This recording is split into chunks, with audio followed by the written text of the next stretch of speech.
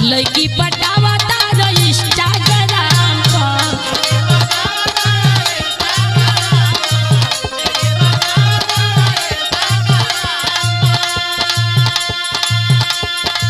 ओ लगे झोड़ुए से लोछनी उतारे परी। ए राम केवल जी ओ लगे झोड़ुए से लोछनी उतारे परी। तू सुधर जाइब कि सुधारे परी।